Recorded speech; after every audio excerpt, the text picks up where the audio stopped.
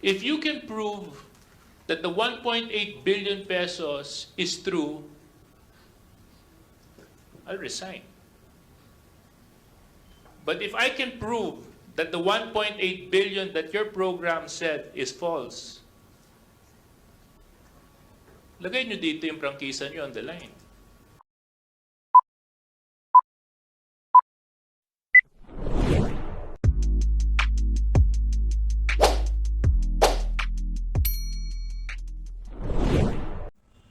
Welcome back sa aking YouTube channel. Para sa mga first time lang pa manood, please click mo na yan, Jeremy's TV, Manila.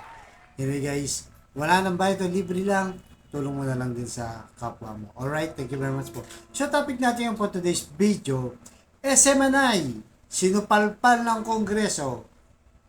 At itong si Ka Eric, yung angas at yabang niya, marites lang pala. Yan guys, yan ang nadiscovery natin o nalaman ng sambayan ng Pilipino nung nagkahiring kahapon dyan sa Kongreso.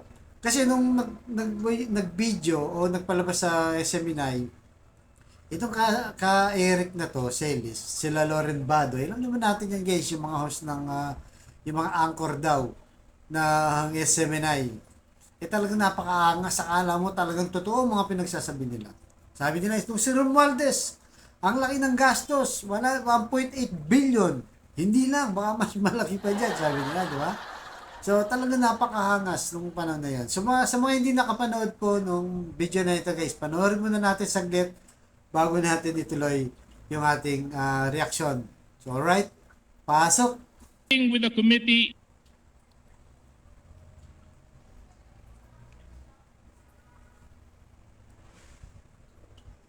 Speaker Martin Romualdez, 1.8 billion. Napo. 1.8 billion pesos. For how long? For almost 1 year lang. For the entire Congress. Sa kanya lang. Sa his Oo, office? kaya nagtatanong itong ating source from Congress. Is it true? 1.8 billion. Sabi niya, pakitanong ka Eric at paki-explain din. At pakitanong kay Secretary Bellica. Miss Ina, ito'y break-in information coming Okay. from Congress mismong source. No, because the 1.1 billion of the DNNR, that's the entire department. Yeah. But you're saying now, Eric, that 1.8 billion is just the office of the speaker for travel? Which is a question posed Yeah. to us by the source from Congress. Yeah, I mean, That the needs to be explained. speaker should explain, no? Yes. He should confirm or deny and then give an explanation. Give an explanation kung Yeah. totoo ito. Kasi sabi niya, baka humigit pa ka Eric, kung i-factor in Secretary Bellica, ang current baka umabot ng 2 billion ang gastos sa travel ni Speaker Martin Romualdez at ng kanyang mga entourage. Miss E. Wow. Okay, dahil usaping... How do you do that? How do you spend almost 2 billion for travel? How do you do that? That's hard. Hindi ka na uwi sa bahay mo. Grabing Ganon? shopping. Tsaka maraming yung entourage, ganon? Entourage. Yan ang dapat ipaliwanag nila. Holy crap. Tanong natin yan kay Secretary Yes, and- Commissioner. Ang sakit. Pero sige, go ahead. Ing. Okay. Sige, kasi usaping corruption tayo. sorry, go ahead. Okay. So yun guys, napanood nyo, di ba? Nagpapalusot pa itong si Ka Eric, di ba? Na nakakala mo talaga na talagang totoo talaga. Hindi, gumastos sila ng 1.8 billion. May source ako. Sabi niya, may source ako, sabi niya, di ba? So, yun na nga. Nung napunta na sa Kongreso, nung hearing, umamin din at bumigay din na yung source niya. Siya mismo nagsabi na hindi pala validated, guys. Hindi niya kinonfirm. So, ang ginawa lang niya, talagang nagmarites lang. Tapos, nag-live sila.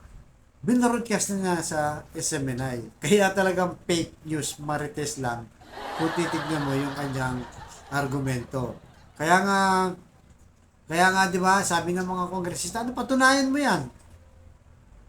Patunayan mo na totoo yung aligasyon mo, yung akusasyon mo sa kongreso. Dahil kung hindi, tatanggalin namin kayo ng prangkisa. Yes or no, sabi niya. Doon na guys, bumigay. So ito guys, panoorin natin yung buong balita na latest nung nagka-hearing. Alright? Pasok! Ginisa sa Kamara ang SMNI tungkol sa report nila ng travel expense ni House Speaker Martin Romualdez. Git ng Kamara, fake news ito. Pero depensa ng SMNI, nagtatanong lang naman sila. Nasa frontline ng balitang yan, si Marian Enriquez.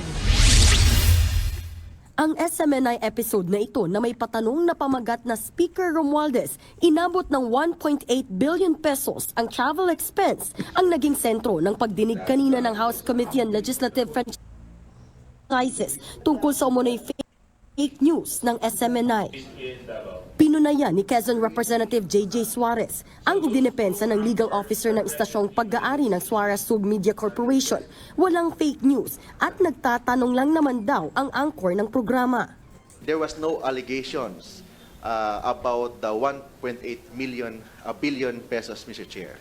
It was just a question given not in behalf of SMNI, but it is a statement by an anchor of SMNI.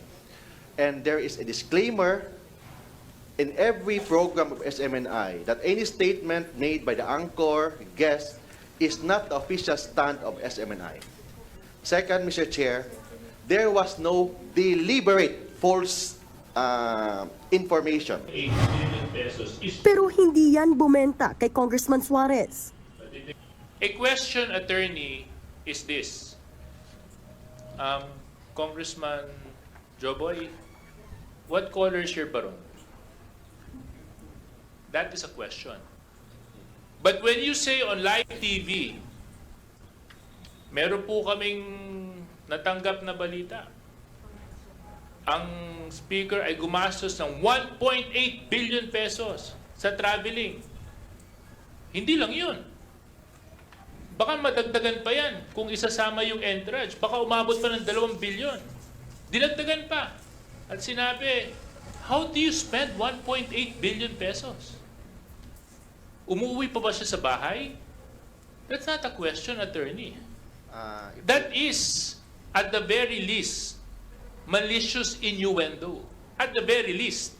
But from where I'm standing, that is a direct accusation to the House of Representatives. We cannot dictate on our anchors what questions to ask, how to ask it, when to ask it. In the same manner, if there are guests there, we cannot also tell the guests to answer this way or that way. They exercise a certain degree of independence.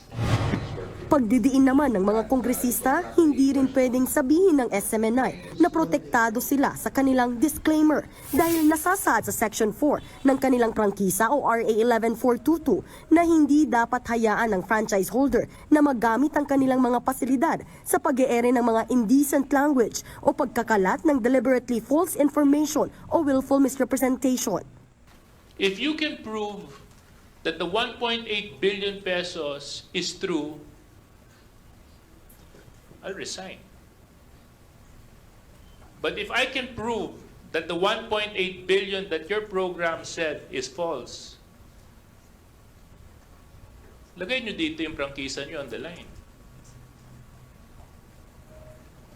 Kaya ka? Mr. Chair, if I may, Hindi, yes or no? I cannot answer that, Mr. Chair. I'm just a lawyer. That's not part of my authority. Paglilinaw ng House Secretary General, hindi 1.8 billion pesos, kundi 4.347 million pesos ang travel expenses ng opisina ni House Speaker Martin Romualdez mula Enero hanggang Oktubre ngayong taon. Kung gastos naman ng buong Kamara ang sisilipin, aabot lang ito sa mahigit 39 million pesos. Humarap din sa pagdinig ang anchor na si Ka Eric Zelis. Giit niya, 2 ang kanyang source tungkol sa travel fund ni Romualdez. Pero kalaunan inamin din niyang nagkamali sila at hindi nakumpirma ang impormasyon sa Kamara. Are you willing to recant your statements and apologize to Congress? If that will heal the wound of the degree of an amount of insult that was forwarded to Congress, kung ganun pong epekto niyan, wala pong problema sa akin personally yon. Sabi naman ng Legal Counsel ng Suarez Sub Media Corporation, pero feeling namin, parang nilalagyan kami ng busal dito. Nagbabalita mula sa Frontline, Marian Enrique. So yun guys, napanood nyo, di ba? Tumiklop guys, itong si Ka Eric Zelis ng SMNI at yung mga abogado nila, di ba? Pinapakita nila, dinidepensa nila, sabi nila na ano mang sabihin daw ng anchor nila, yung nagsasalita sa SMNI, na hindi nila stand yun. Pero siyempre, may pananagutan sila, di ba? Sila yung may-ari, di ba? Lalo na si Kibloy, di ba? May-ari ng SMNI. Kanumang ilabas niyan, siyempre maraming nakikinig dyan, maraming nalilig na. Kaya ano sabi ni J.J. Suarez? Hinamon sila, no? Hinamon sila. Ano sabi niya? Patunayan nyo na gumastos ang Kongreso ng 1.8 billion pesos. At kung mapatunayan nyo yan, ano sabi niya? I will resign. Magre-resign daw siya. Sabi ni J.J. Suarez. Pero, sabi niya, hinamon, di ba? Kung hindi niya mapatunayan, your franchise put on the line. Akin eh, parang sinabi, akin yung franchise nyo. Tatanggalin na namin yan.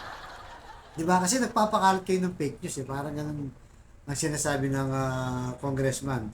Tapos lumabas nga din doon, di ba? Hindi naman pala 1.8 billion, kundi 4.3 million lang ang nagastos nila. At ang buong kongreso, 39 million lang. So napakalayo dun sa aligasyon nila na 1.8 billion kuno na gagastusin ng kongreso, particularly itong si Martin Speaker Romualdez, di ba? Kaya yung yabang ni Calvo, guys, tumiklop sa mga kongreso. So akala kasi ng mga taga-SMNI, guys, presidente pa si Digong, di ba? Na napakayabang mo nila, nakakala nila walang sisita sa akin. Tapos na nga yung panahon nila. Di ba? Namayagpag na nga sila, di ba? So, ang comment naman natin dito, guys, ako, nagbilib ako sa kongreso kasi inaksyonan kagad. Kasi fake news to, guys, di ba? Maraming nanonood dito,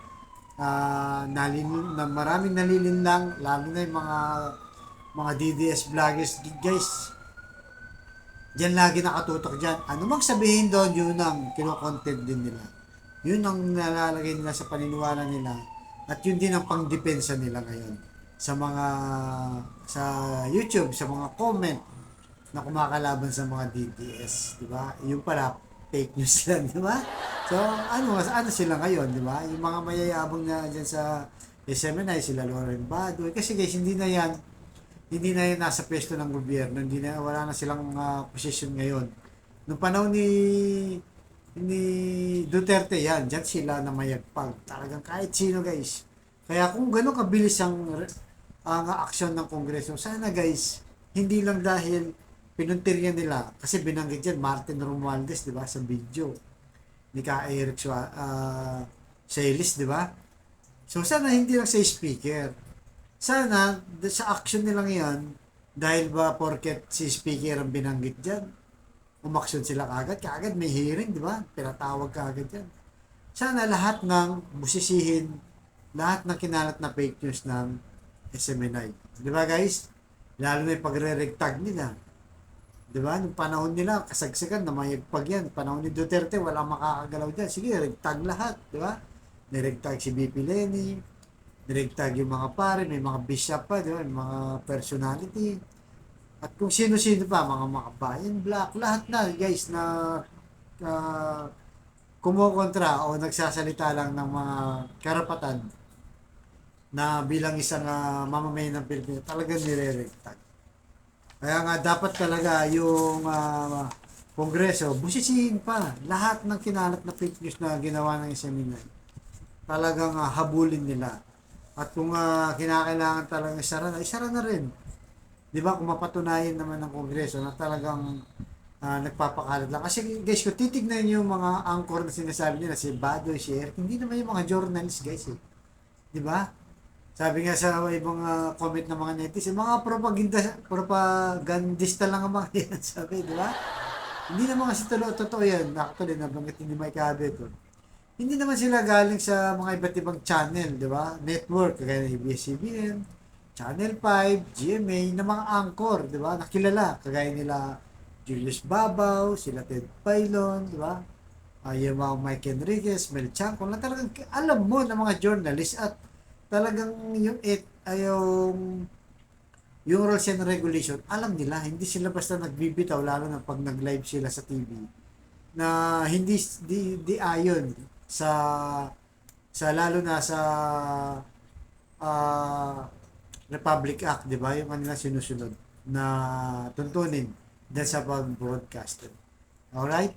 So kayo guys, malaya kayo. Ano sa tingin nyo? Fake news lang ba talaga itong SMNI? Propagandista lang guys? O nagsasabi sila ng totoo? Kayo guys, ano sa tingin nyo? Malaya po kayong mag-comment ano man ang inyong damdamin. Alright? So, ganito na lamang po, mapagmasid tayo dito para lang tayo sa totoo. Hindi natin kinakampihan kung si Martin Romualdez, kumakampi tayo kung ano yung tama. Kaya nga sabi natin, dapat hindi lang si Romualdez ang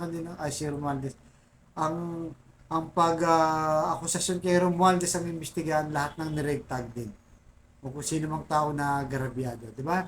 At kung hindi na tumutugma sa kanilang sumpang tungkulin bilang isang may-ari ng broadcaster, dapat ay isara ng kanila. Kagaya ng ginawa sa ABS-CBN na hindi natin malaman, di ba?